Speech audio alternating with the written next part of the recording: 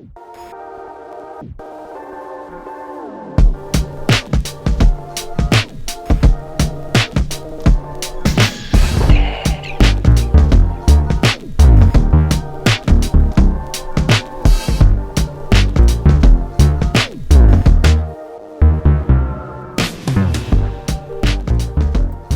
guys, I'm Beth. And I'm Kayla. And this is MHN. On this week's episode, you can expect to see boys biking, Boston sports, men movieing. Roll the clips!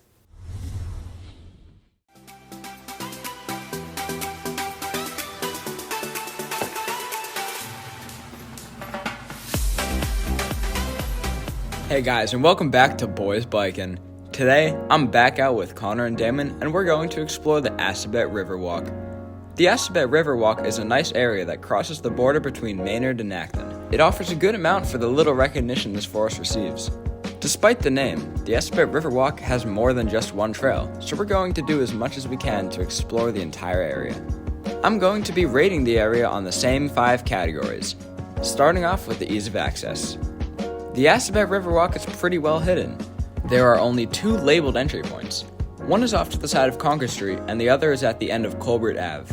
Unlike Summer Hill, there's a very small parking lot at the end of Colbert Ave. So if you're planning on taking a car to get here, you should park there, as it is the safest option for both you and your car. Since the forest is a little bit easier to enter than Summer Hill, but there still aren't that many access points, I give it a 6 on ease of access. Time for scenery. The Assabet Riverwalk offers a great scenery. After all, it is next to a river as the name says. While the views of the river top almost everything that Summer Hill had to offer, there is more to the scenery than just the river. Parts of the forest are densely packed with ferns, with trees scattered around, and other parts are more like Summer Hill, with the trees and rocks having more of a prominent presence.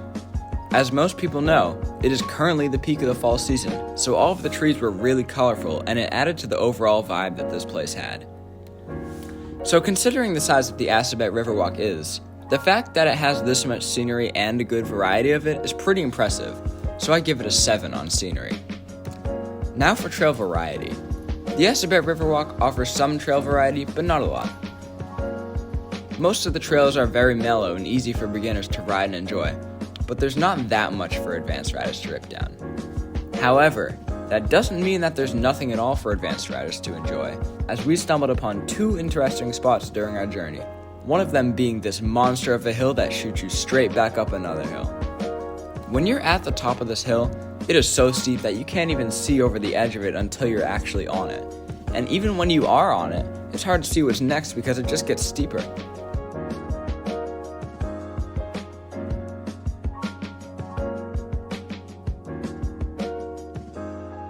If you want a quick adrenaline rush, come check out this hill. The other spot that we found were these 2 jumps. One of them was smaller than the other, and one of them was a bit bigger with about a 15-foot gap in between the takeoff and the landing. Jumps are something that we usually don't find in forests, but with the rising popularity of mountain biking, there seems to be an upwards trend in the amount of jumps being built in just about every forest. We spent a countless amount of time riding these jumps over and over again, and I can't forget to mention that we ran into one of our other friends, Owen, who joined us for some of the jumping. It took him a while to hit the big one, but he built up his confidence and pulled through in the end. Here goes on. Hit the bird.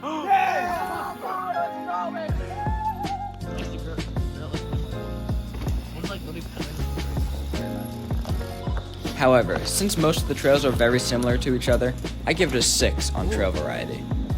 Now for trail conditions. Once again, we got really lucky with our trail conditions, and it had rained just the right amount before we came, so the dirt was perfect. The leaves were starting to cover parts of the trail, but they didn't have too much of an impact on the riding. I really hope we keep on getting lucky in this category. I give it a 9 on trail conditions. Now for the overall amount of fun I had while riding the Assabet Riverwalk. I had a great time riding this area with my friends. Exploring areas and discovering new things in forests that I have been in just a few times before adds so much to the experience. And since I love jumping, finding these new jumps was just like hitting a gold mine. And with that, I give the overall fun another 9. I'm Sean Leahy, and this has been Boys Bikin'. I'll see you in the next episode.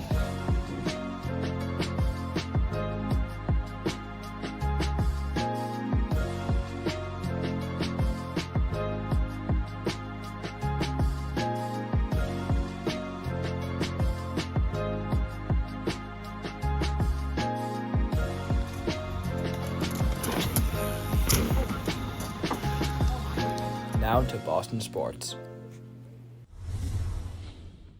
I'm Evan, and welcome back to Boston Sports News.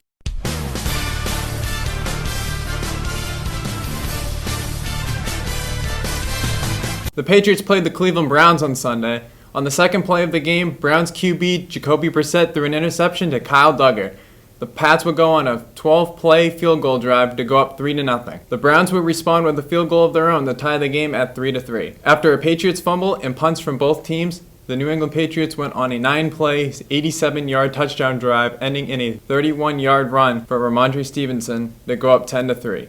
The Browns would respond with another field goal to make it 10-6 ball game going into halftime. The Patriots start the second half going on a 7-play, 75-yard touchdown drive, capped off with a 2-yard touchdown pass from Bailey Zappi to Tyquan Thornton to make the score 17-6. After punts from both teams, Jacoby Brissett threw his second interception of the day, this time to Jalen Mills. This would lead to a 31-yard pass from Bailey Zappi to Hunter Henry to make the score 24-9. The Browns would respond with a field goal and a touchdown that cut the lead to 24-15, but the Patriots would score 2 more rushing touchdowns by Tyquan Thornton and Ramondre Stevenson to get to the final score of 38-15. The Patriots will host the Chicago Bears on Monday Night Football. Kickoff is at 8:15. The Bruins went 3-1 last week. They beat the Capitals 5-2, the Coyotes 6-3, and the Panthers 6-3, but took a tough loss against the Senators 7-5. The Celtics won their first game of the season, beating the Philadelphia 76ers 126-117. Jaylen Brown and Jason Tatum both had 35 points in the win.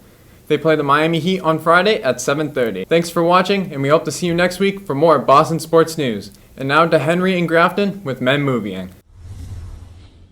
Welcome back, MHN viewers, to the second episode of Men Moviein. I'm Grafton, and I'm here with my co-host Henry, and today we're going to be reviewing the heart-wrenching animated film Up. Up was released in May of 2009 and directed by Pete Docter. This film follows a 78-year-old man, Carl Fredrickson, who has always wanted to relocate his house to Paradise Falls in South America. He succeeds on his plan by tying thousands of balloons to the top of his home, only to realize that a little boy named Russell has joined him on his trip. Up is a great movie, definitely a staple of my early childhood. Reviewing this movie definitely brought back many memories. So, Henry, what do you think your favorite part of this movie was? While I can't say it's my favorite, the flashback that shows Carl and his wife Ellie definitely left the most lasting impact on me. It shows them growing up together, getting married, and eventually Ellie dying of illness, leaving Carl to complete their dreams alone. I just don't know how I'm gonna get to Paradise Falls.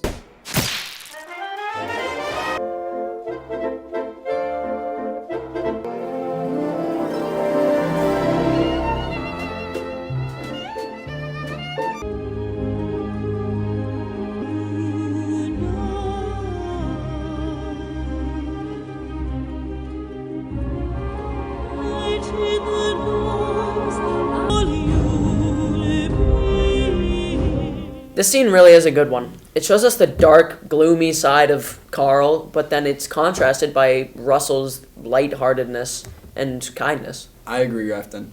What's your favorite scene? I have to say it's when Carl first meets Russell. Russell tends to bring out the good in Carl later in the movie, and when they first meet, you can really see the difference in the two. Photo printer.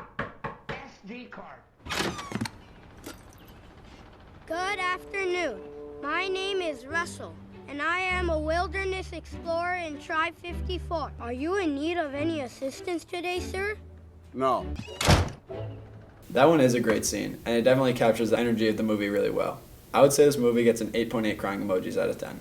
This has been the second episode of Men Moviein. Make sure to leave suggestions for movies that we could review next segment, and we'll try to get to it. Thank you for watching this week's episode of MHN. Have a great week, Tigers!